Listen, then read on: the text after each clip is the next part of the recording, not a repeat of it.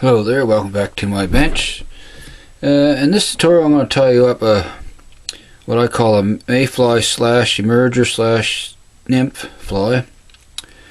I consider it more of a emerger than a nymph. And I tied this one to represent the Henriksen mayfly. The colors I used, and you can change up the colors of your CDC, your quill body, and your tail and whatnot for different mayfly hatches. So I give this guy a whirl for you this time, so get him out of the vise and I'll get going here. And the hook is a daiichi 1130 size 12, and I have a extra small gold bead on the front here, so we'll get him locked in the vise. And the thread I'm using is UTC 70 denier in a tan color. So what we'll do first is start our thread right behind the bead here. Oops. Okay, giving you a hard time here. There we go. Okay, start that behind the bead. Snip off our excess here. I'm going to work back to down the bend a ways. You want to go down the bend a ways on this guy. Right about there. Okay, just get those straight fibers of there. Now for the tail, I'm using some medium done micro fibetts, and I'm just putting three fibetts for the tail. So I'll cut those out here. Okay. Now we'll place them on top of our shank here. Actually, I think I got 4 there. Okay, that's fine. And we don't want too long of a tail on them, about hook shank length. So I'll measure that up, and we're going to come down the bend. Just keep that right on top of the shank as you come down. And pull up on the tail there like so, and then I'm going to come underneath with the wrap. 2 wraps underneath, and come back up. Just like so. There we go.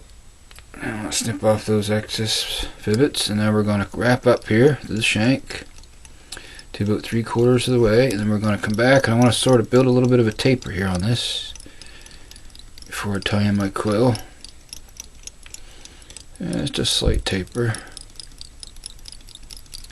just like so here.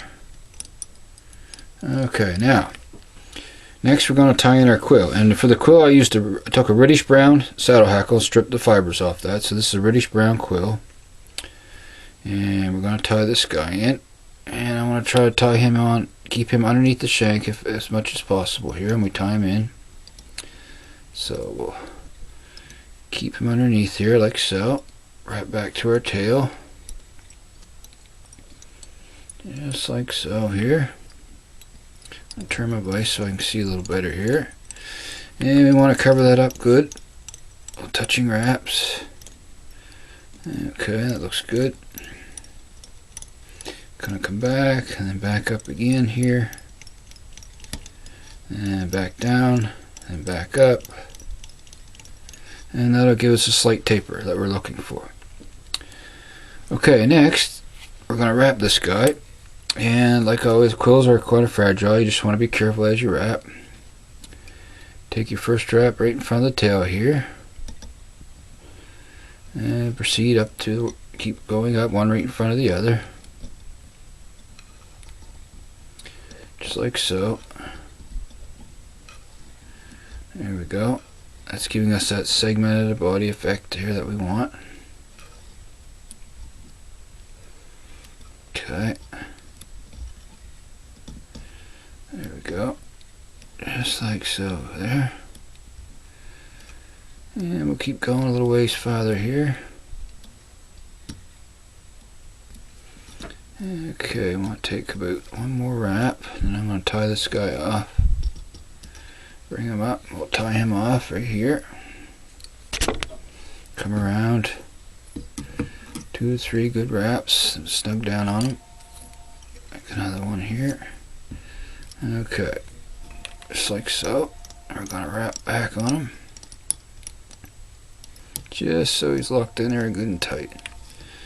Okay, I'm going to come in and snip him off, nice and close like so. And there's our quill body. Just want to tidy that up a bit with some wraps here. Just like so. There we go. Okay. So the next step, to make that body much more durable, I'm going to take some solar res bone dry here and cover that quill body so it makes it a lot more durable. Okay, we'll just come in and go around the whole body here, right from the tail to where we left off. Just cover that really well. Okay, that's fine. Okie dokie. Now, I'm just going to cure that up real quick with the light here. Okay, come in and cure that up. Doesn't take too awful long for this bone dry. Okay, that should have it right there. Okay, so there we have it so far. Now, next step is I'm going to tidy this up a bit, and I'm going to take my needle and I want to flatten this thread out a little bit because I'm going to split the thread. Now what I have is some dun gray CDC in this clip here, and also a little bit of brown UV dubbing mixed in with the CDC, and that's what we're going to spin in our loop for our color.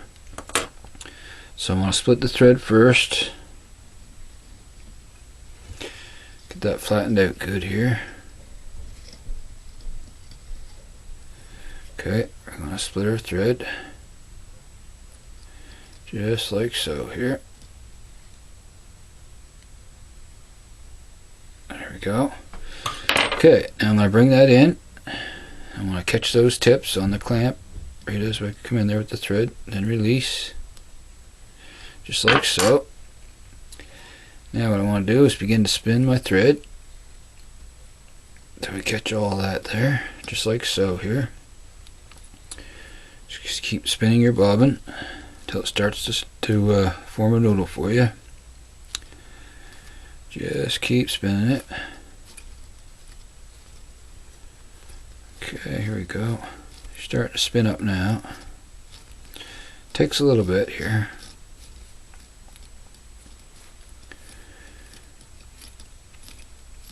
Just like so here. A little bit more.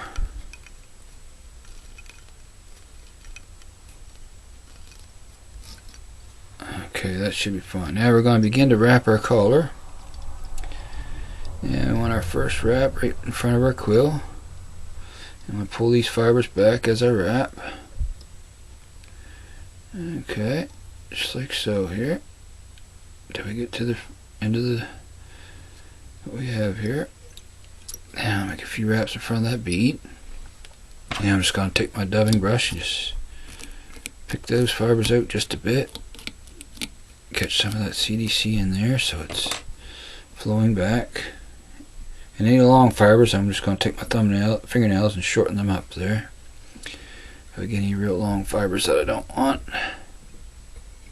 just go around, check it, and pull them to length the way you want them. Okay, that looks pretty good. A little bit shorter there actually. Okay, and I'm just going to go around, check the underside of it. I want to pick out a few more fibers there underneath.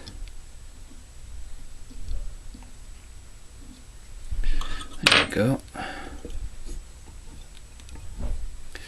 Just like so there. Okay, that's pretty much it. And I'm just going to make a few wraps in the front of the bead here and do a whip finish, 4 to 5 turns, and easy done deal.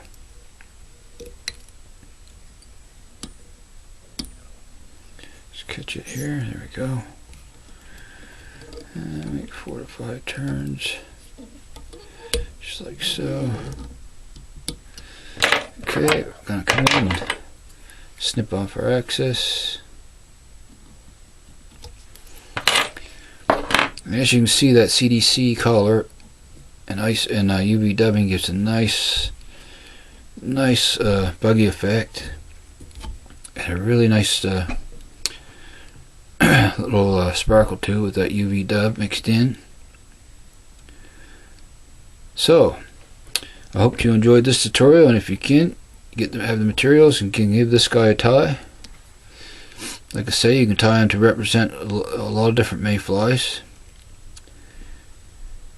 So I want to thank you very much for watching, and until next time, happy tying everyone.